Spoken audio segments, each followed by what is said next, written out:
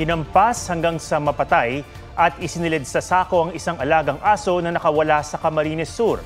Sabi ng suspect, nangagat ang aso. May report si Jessica Kalinog ng GMA Regional TV Balitang Bicolandia. Tingin na ako ng face, bebe. Minahal ng parang anak ang 3 taong gulang na golden retriever na si Kilua. Pero ang cute at malambing na aso, brutal na kamatayan ang sinapit. Pamenta na kasako! Siyempre, nakasako na ta. Tinigbak na lang mo. Masiguro man kami. Ako na nga ni mga Grabe man. Ay, Isa'y po nagtigbak. Isa'y. Siyempre, ako. Tsaka so, darwang nagpatabang po ako. Tabi naman na mo kaya. Talagang kuwala. Hinampas si Kilua at isinilid sa sako. Inilabas siya sa sako ng lalaking pumatay sa kanya. Ano po kanya nangyari? Nag-cruise ang landas ni Kilua at ng lalaki matapos akyatin ni Kilua ang rooftop ng kanilang bahay at tumalon mula roon. Mga alas 6 po ng umaga, nagising po ako, wala po si Kilua sa tabi ko. Kasi po, tabi po kaming natutulog niyan. So, bale mga around 6 a.m. po, hinahanap po namin siya. Dinamba ni Kilua ang isang residente na nagpatulong naman daw sa lalaking pumatay sa aso.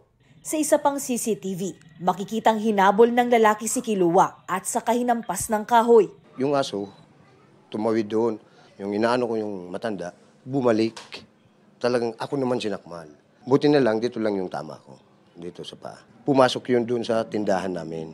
2 nang nakagat eh. Yung matanda, ako, pati yung asawa ko, kakagatin pa. Giit ng nakapatay kay Kilua, hindi niya intensyong katayin ang aso.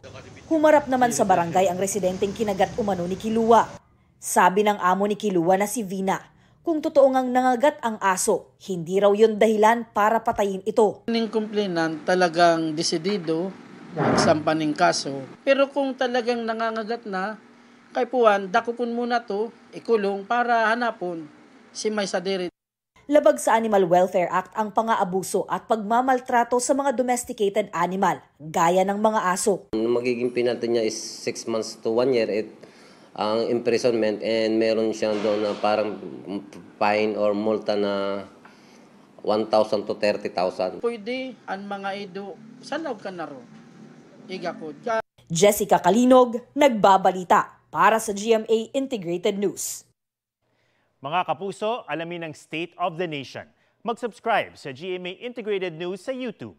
Sa ating mga kapuso abroad, samahan nyo kami sa GMA Pinoy TV at sa www.gmanews.tv.